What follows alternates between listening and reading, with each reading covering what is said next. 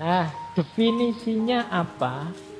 Persahabatan yang jenisnya filia itu. Jadi persahabatan itu relationship yang saling mengakui, mutually recognize. Kemudian saling suka. Kemudian niatnya baik, tujuannya baik, dan ada aktivitas-aktivitas bersama. Ini cirinya sahabat. Paling mudah. Definisi sederhananya, siapa sih yang masuk sahabatku itu? Yang kita saling mengakui. Aku mengakui kehadiranmu, kamu mengakui kehadiranku. Kalau tidak saling mengakui, ya tidak mungkin jadi sahabat. Ah, kamu musuhku, kamu rivalku, kamu bukan aku. Sama-sama Indonesia, tapi kamu kan, kalau hari ini di medsos rame itu pakai julukan-julukan, kamu kan kadrun, kamu kan cebong, kamu kan banyak. Ah, itu tidak mengakui hadirnya. Jadi tidak mungkin jadi sahabat. Kemudian sama-sama suka. Tidak mungkin kan, kamu sahabatku tapi aku benci sekali padamu, kan tidak mungkin. Sahabat ya mesti suka. Kalau ada diksi-diksi benci itu biasanya ya kata-kata benci tapi yang maksudnya sayang. Manusia itu unik ya, kadang keluarnya benci tapi maksudnya sayang. Aku benci banget sama kamu itu. Masa kalau dijemput aku malah nunggu lama misalnya. Itu kan kata-katanya benci tapi sebenarnya maksudnya sayang. Nah, mutually liking. Jadi sama-sama suka. Aku suka kamu, kamu juga suka padaku. Suka filia ya, bukan suka yang eros tadi. Saya itu kalau ngomong ini bayanganmu mesti urusan yang ke eros tadi. Enggak, ini sahabat. Ya kan meskipun antar jemput kan bisa saja cuma sahabat. Loh, yang buktinya kamu nembak kan terus dia mintanya kita sahabatan aja ya. Jadi ini relasi yang lebih umum kan di situ. Jadi relasi yang bersahabat. Baik, saya lanjutkan. Jadi ada rasa sama-sama suka. Kemudian niatnya baik, tujuannya baik, ya ini pasti ya. Kalau ini berniat buruk pada kita atau punya tujuan buruk, ya bukan sahabat. Dan biasanya ada aktivitas-aktivitas bersama. Kalau sangat jauh biasanya agak sulit menjalin persahabatan. Meskipun hari ini bisa dimediasi oleh media sosial. Aktivitas-aktivitasnya lebih terbatas. Tapi bersahabat itu biasanya ada aktivitas bersama. Meskipun mungkin hari ini kita sahabatan terus kok Pak, meskipun jauh. Aktivitasnya lewat WA, lewat Instagram, grup, Telegram, dan lain sebagainya. Ya monggo saja. Tapi ini cirinya persahabatan itu. Jadi definisi sederhananya sahabat itu kita saling mengakui, kita saling suka, sama-sama berniat baik dan bertujuan baik. Terakhir, kita punya kepentingan bersama sehingga ada aktivitas-aktivitas bersama. Itulah sahabat. Nah, Pak, kalau ngaji seperti ini ngumpul mesti sahabat enggak? Ya tinggal kamu urai. Ini kita sama-sama suka apa enggak? Mungkin ngumpul, tapi hatinya tidak nyambung. Tidak kok Pak, saya tidak kenal gimana bisa suka misalnya. Berarti yang ngumpul saja, tidak ada rasa di situ. Belum level sahabat, belum friend. Masih hanya mungkin dekat saja karena ada aktivitas bersamanya. Tapi tidak ada tadi, sama-sama suka, sama-sama mengakui. Kan banyak majelis, banyak arena itu yang ngumpul saja tapi tidak ada rasa di situ. Atau ada bahkan yang ngumpul saja tapi isinya malah musuhan. Kayak orang main judi itu kan ngumpul, itu remi itu kan ngumpul, tapi kan isinya musuhan, pengen saling mengalahkan. Koyok-koyok ngumpul, wah rukun sekali ini. Rukun gimana ini, sedang berjuang biar dia kalah ya. Jadi itu pasti bukan sahabat. Kalau bahasanya Al-Quran itu kan tahsabuhum jami'an wa qulubuhum syatta. Engkau anggap mereka itu ngumpul jadi satu padahal qulubuhum syatta. Padahal hatinya itu saling musuhan. Jadi kan banyak di TV-TV itu ada forum yang ngumpul tapi hatinya saling bermusuhan. Pasti tidak sahabat. Jadi sahabat itu ya cirinya tadi. Baik, saya lanjutkan. Nah, ini ada kalimat yang masyhur dari Aristoteles. Sahabat itu sebenarnya satu jiwa yang ada dalam dua tubuh. Saya tidak tahu, mungkin ada kelompok yang punya jargon salam satu jiwa, saya tidak tahu kelompok apa. Tapi itu yang punya Aristoteles sebenarnya. Jadi ini sahabat itu hakikatnya kita ini satu jiwa, tapi tinggal dalam dua tubuh. Katanya lagi, sahabat itu adalah second self, diri kita yang kedua. Dialah yang tahu persis tentang apa dan bagaimananya kita. Sehingga kadang-kadang orang itu kalau ingin tahu seperti apa sih anak ini, cirinya, gayanya, wataknya, lihat sahabatnya. Nah, dia tidak akan jauh-jauh dari situ. Makanya hati-hati nyari sahabat, karena dia akan dianggap second self kita, diri kita yang kedua. Baik, ini sebenarnya untuk menegaskan pentingnya persahabatan. Saya lanjutkan. Menarik kalau menurut Aristoteles, sahabat, relasi persahabatan itu adalah arena kita untuk kebaikan. Ini hubungannya dengan tadi ya, etika. Orang itu tidak mungkin melakukan kebaikan tanpa ada temannya, tanpa ada sahabatnya. Ada banyak sekali kebaikan yang macet kalau kita sendirian tidak punya sahabat. Makanya kalimatnya Aristoteles itu menarik. Persahabatan itu adalah kebajikan dan mengandung kebajikan dan merupakan keniscayaan dalam hidup. Nah ini, tidak ada seorang pun yang bisa hidup tanpa sahabat meskipun dia punya semua kebaikan yang lain. Jadi kalau kita tidak punya sahabat, jujur kita tidak ada gunanya. Penyayang kita tidak ada gunanya. Apalagi boleh sebut sifat-sifat baik. Saya itu amanah loh Pak. Saya itu bisa dipercaya loh Pak. Saya bisa dipercaya. Tapi kalau tidak punya teman yang mau mempercayai siapa? Saya jujur loh Pak. Kalau tidak punya teman mau jujur pada siapa? Jujur itu kan selalu intensional. Saya jujur tentang apa pada siapa? Jadi ada banyak kebaikan yang itu tidak akan operatif fungsional kalau kita tidak punya sahabat, tidak punya teman. Oh saya itu suka menolong kok Pak jiwanya. Pernah nolong siapa saja? Tidak pernah, saya sendirian terus kok Pak. Loh, jiwa suka menolongmu kan buat apa? Dan ada sebanyak kebaikan-kebaikan yang itu ya butuh orang lain. Kamu dermawan, itu kan butuh orang lain untuk diberi.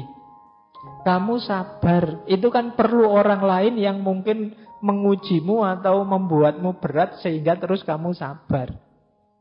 Jadi tidak ada yang tidak perlu orang lain, termasuk dalam kebaikan. Maka kata Sokrates, dia niscaya, otomatis kita perlukan kalau ingin jadi orang baik.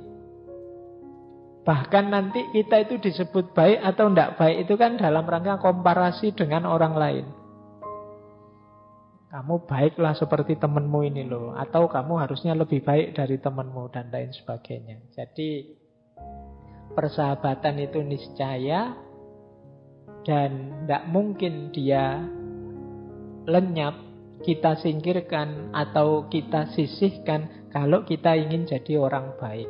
Bahkan orang yang kaya dan punya jabatan tinggi harusnya lebih perlu sahabat. Kata Aristoteles, apa gunanya kemakmuran kalau tidak ada kesempatan untuk berbuat baik? yang ditujukan pada seorang sahabat. Buat apa kamu baik hati kalau tidak ada baik kepada siapa? Buat apa kamu penyayang kalau tidak ada penyayang pada siapa?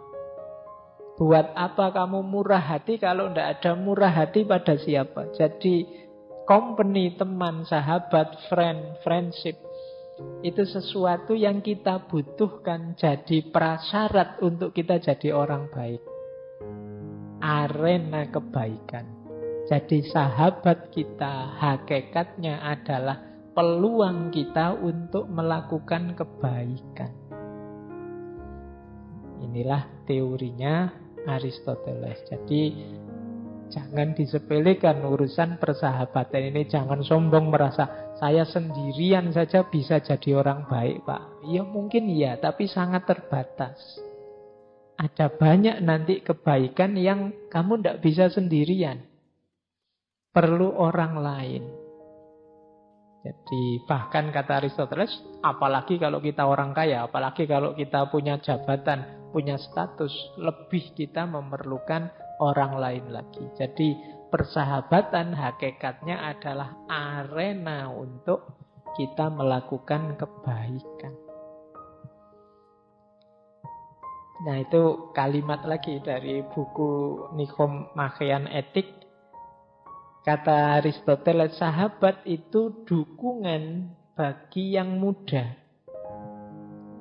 Dalam rangka apa? Menjaga dari kesalahan. Untuk yang tua, sahabat itu dukungan kekuatan. Untuk mencegah dari kegagalan. Untuk yang di puncak, yang sedang jaya, sahabat itu dukungan untuk melakukan perbuatan mulia. Jadi di masa muda, kata Aristoteles, sahabat itu punya fungsi ngerem. Dengan adanya sahabat, kita lebih terjaga. Kenapa? Karena anak muda itu kan sering meluap-luap. Semangatnya masih tinggi. Nah, dengan punya sahabat yang pas, dia akan terkendali. Karena anak muda itu kan biasanya lebih patuh, lebih asik dengan sahabatnya dibandingkan kalau mungkin orang tuanya atau gurunya atau dosennya yang ngasih tahu. Dia akan sangat malu, dia akan sangat resah, dia akan gelisah kalau tidak cocok, tidak nyambung dengan sahabatnya. Maka sahabat bisa berperan jadi kendali. Sahabat yang pas akan memudahkan kita untuk punya rem yang pakem dalam hidup ini. Maka teman-teman pinter-pinterlah nyari sahabat. Kalau orang tua, sahabat ya orang tua itu ya tenaganya mulai habis, kapasitasnya mulai berkurang. Punya sahabat ini dukungan, kekuatan. Jadi dia bantu banyak. Kalau ada sahabat mungkin bertukar pikiran, mungkin saling memberi utang kalau dia punya sementara aku tidak punya. Pokoknya nambal banyak hal yang mulai susut dalam hidup ini. Dan bagi yang jaya ya seperti tadi, sahabat itu arena kebaikan. Jadi maka teman-teman ini kan masih muda, masih asik dengan sahabatnya masing-masing. Jadikan relasi persahabatanmu adalah arena kebaikan. Boleh dihitung bareng. Yuk kita bareng-bareng ini melakukan kebaikan apa ya? Wah, aku tadi baik loh. Kamu subuh-subuh tak bangunin terus aku tidur lagi. Ya alhamdulillah lumayan. Lu kan ada kebaikannya. Oh, aku peduli loh dengan kamu. Buktinya apa? Kamu punya makanan, ya aku bantu menghabiskan. Buktinya apa? Kamu punya bensin, ya aku bantu menghabiskan. Ayo jadikan arena kebaikan ya bersama. Kebaikan apa yang lahir dipicu oleh sahabatmu, demikian juga kebaikan apa yang bisa lahir dari dia karena engkau yang memicunya.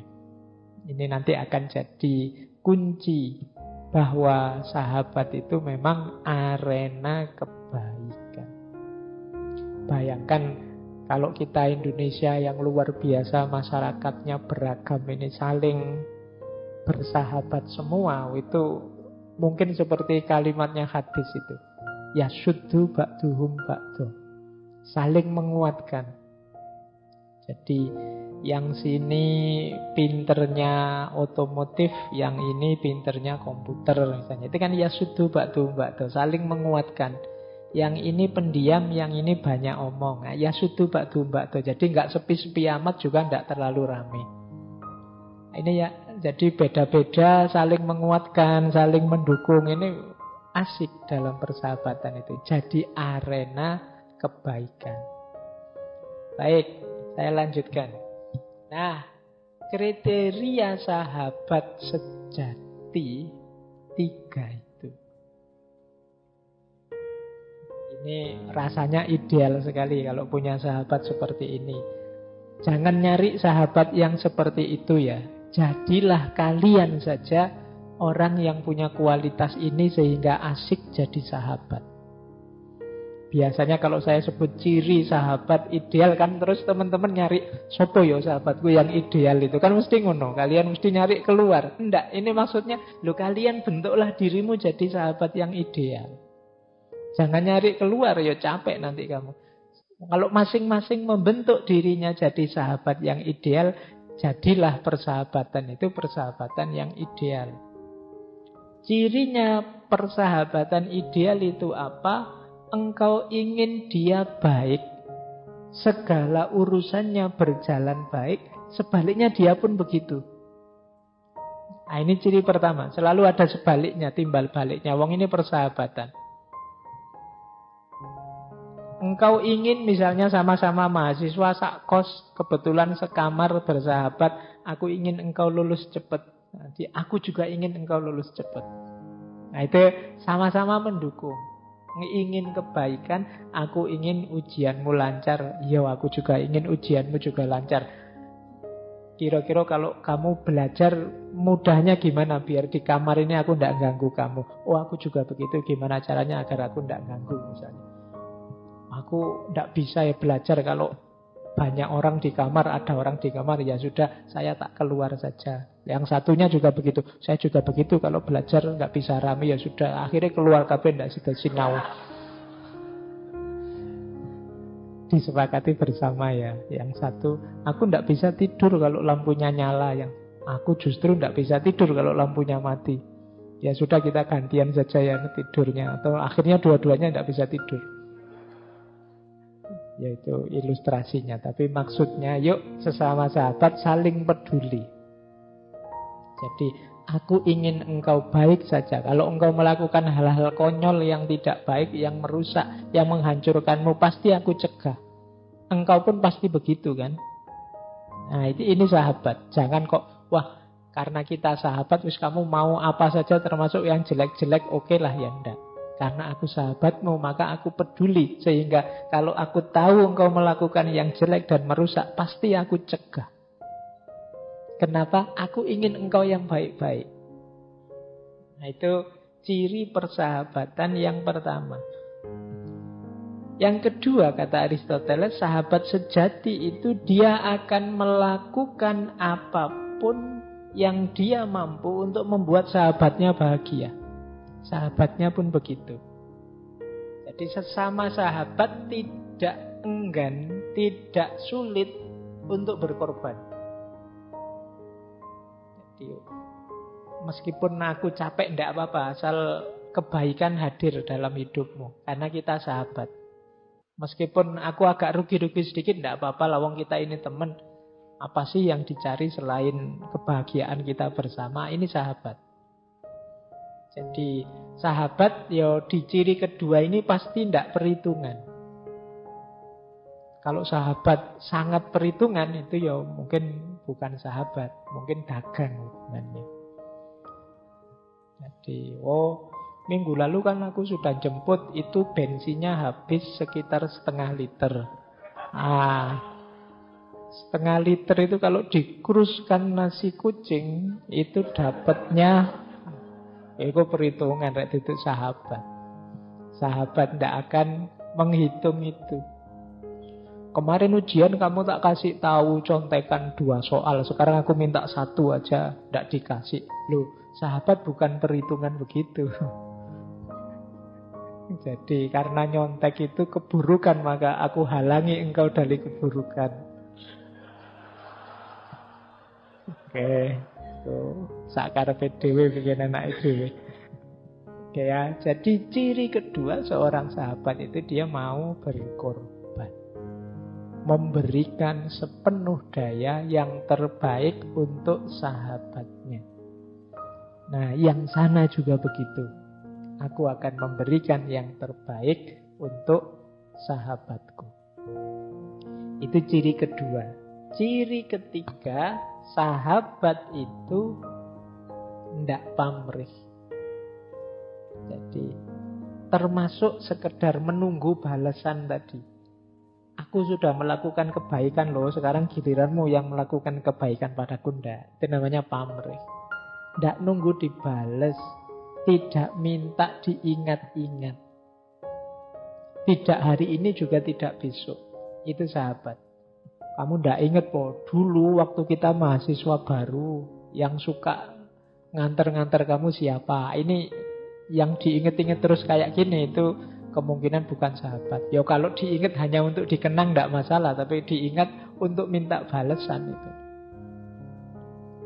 Ya kalau memang ada perlu ya sampaikan saja, tidak harus sambil ngungkit-ngungkit yang sudah diberikan.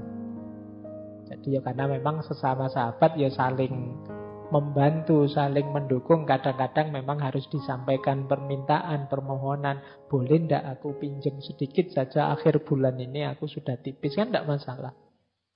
Nah yang sana juga oke deh ya tak kasih, tapi yo kamu pengertian lah ya, ini kan aku juga sama-sama akhir bulan.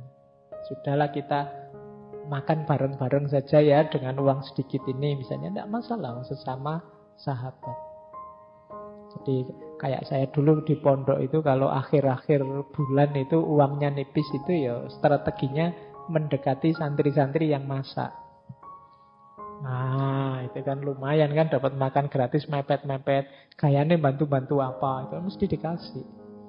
Jadi tidak khawatir kita itu kalau punya banyak sahabat.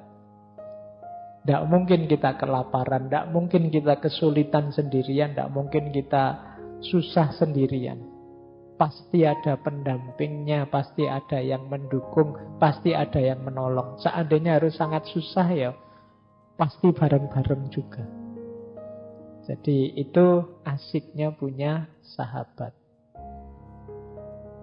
Baik, saya lanjutkan. Nah, sekarang dasarnya persahabatan. Kata Aristoteles, dasar ini maksudnya yang membuat kita bersahabat dengan seseorang itu awalnya apa? Kata Aristoteles, ya biasanya rasa bersahabat itu muncul karena 3 hal. Jadi kita tidak memiliki rasa untuk segalanya, tapi hanya pada yang kita sukai, kata Aristoteles. Yang kita sukai itu yang gimana? Biasanya 3. Yang baik, yang menyenangkan, atau yang berguna. Ini nanti jadi dasar 3 jenis persahabatan. Jadi kita itu bersahabat itu kan karena suka. Suka itu biasanya karena 3 hal. Karena memang kita tahu dia baik, atau dia menyenangkan, atau dia berguna. Kalau baik itu karakternya. Wah anak ini jujur ya. Bagus, senang saya dengan anak-anak baik yang jujur itu. Nah itu baik. Atau menyenangkan. Saya belum terlalu kenal sih, tapi diajak ngobrol sebentar kok asik ya. Itu menyenangkan. Atau berguna. Wah dia punya motor nih. Sementara aku jalan kaki. Ini berguna namanya. Wah kok ketoke dhek pinter ini. Sementara aku pontang-panting naik kuliah. Ini harus pendekatan terus ini. Lumayan kalau ada tugas. Ini berguna. Itu biasanya 3 ini yang membuat kita suka. Jadi ada yang mau kita manfaatkan atau menyenangkan saja, atau memang baik sehingga kita suka. Manusia itu kan punya kecenderungan suka pada yang baik-baik. Nah, jadi dasarnya ini. Maka bagi siapapun yang ingin nambah sahabat sebanyak mungkin, perhatikanlah hal-hal 3 ini. Yang baik, yang menyenangkan, atau yang berguna. Sebenarnya tidak ada satu orang pun yang tidak punya salah satu paling tidak dari kualitas-kualitas ini. Apakah itu kebaikan atau menyenangkan atau berguna. Paling tidak yang berguna itu ya apa ada orang yang tidak berguna sama sekali, tidak ada. Ya wis ana gunane le sithik-sithik yang nggo nambah-nambah temen di Facebook kan lumayan, nggo nambah-nambah grup WA kan lumayan, tidak ada yang sama sekali tidak ada gunanya. Atau yang menyenangkan, ya gue hibur-hiburan lah. Lumayan aku punya teman kamu, akhirnya aku tidak terlalu merasa minder. Ada yang lebih di bawah saya ternyata. Loh itu kan ya lumayan menyenangkan, bisa membahagiakanmu. Jadi banyak, tidak ada yang orang itu yang mungkin sama sekali tidak layak jadi sahabat. Selalu saja ada alasan untuk kita bersahabat dengan dia, siapapun itu. Jadi kecuali kita memang pribadinya agak pribadi cuek, tidak peduli, agak terlalu egois. Itu sulit melihat kebaikan orang, melihat sisi menyenangkannya orang atau manfaat gunanya orang lain. Jadi kalau versinya Aristoteles, yuk kita sukai siapa saja dalam aspek kebaikannya, sisi menyenangkannya atau sisi bergunanya. Kok hari ini sulit sekali Pak, orang itu rukun, orang itu dekat, orang itu saling bersahabat, padahal ya satu bangsa, padahal ya satu agama, padahal ya bahkan satu kelompok, satu kelas, satu organisasi. Caranya cari 3 aspek itu. Fokuslah pada kebaikannya. Tidak ada orang itu yang 100% jelek. Pasti ada baiknya. Hari ini banyak orang itu kalau sudah tidak suka, lupa bahwa orang itu selalu ada saja baiknya. Yang selalu kita lihat jeleknya. Mari kita lihat baiknya. Teman-teman boleh sebut siapa yang dibenci, tokoh siapa atau orang siapa. Carilah, pasti dalam dirinya ada sisi baiknya. Ini akan membuat menawarkan kebencian yang mungkin terlalu dalam diri kita. Oh ya dia ya manusia kok. Pasti ada baiknya. Mungkin dari sisi kepemimpinan tidak luar biasa, tapi cintanya pada keluarga luar biasa. Mungkin dari sisi keterampilan dia tidak luar biasa, tapi ketekunannya luar biasa, patut ditiru. Mungkin dari sisi macam-macam dia ini ya kurang ajar, ya kriminal, ya penjahat. Tapi dari sisi kesungguhannya ingin mencari hidup yang nikmat, yang gembira, itu ya luar biasa. Kan banyak orang yang sudah tidak ingin lagi senang, nggak peduli lagi dengan hidupnya. Loh, hidup itu kan betapapun amanatnya Allah. Orang yang ingin senang-senang saja itu kan juga sebenarnya sesuatu yang ada sisi baiknya. Tidak ada orang itu yang jelek 100% total. Maka yuk kita latihan melihat siapapun di sisi baiknya, di sisi menyenangkannya, atau paling tidak gunanya. Orang itu loh jahatnya luar biasa, kriminal, tidak ada baiknya sedikit pun. Tapi lumayan, gara-gara ada dia aku bisa bercermin, bisa belajar. Semoga aku tidak kayak gitu nanti. Loh itu kan guna juga. Gara-gara dia ditangkap, sekarang aku jadi orang yang hati-hati, semoga aku tidak masuk lubang yang sama. Itu guna juga. Tidak ada orang itu yang sama sekali sia-sia. Kita musnahkan saja, kita singkirkan, kita hapuskan saja dari muka bumi. Tidak. Selalu siapapun dia, ada sisi baiknya, ada sisi menyenangkannya, ada makna dan guna kehadirannya di muka bumi ini. Bahkan Namrud, Fir'aun, dan kawan-kawan itu kan hari ini jadi pelajaran kan buat kita. Kalau tidak ada Fir'aun, kita tidak belajar tentang seperti itu loh tipe pemimpin yang jangan sampai kita jadikan pimpinan. Kalau tidak ada Namrud juga begitu. Kalau tidak ada Haman, seperti itu loh, birokrat intelektual yang tercela itu kan tetap dia ada fungsi, ada makna kehadirannya. Tidak ada orang yang sama sekali tidak bermakna kehadirannya. Berarti apa? Ada titik-titik dalam diri siapapun yang memungkinkan kita untuk bersahabat. Oke, apakah saya juga harus bersahabat, Pak, dengan orang yang jahat, yang buruk? Nanti dijelaskan di belakang oleh Aristoteles. Tapi yang jelas inilah dasar persahabatan.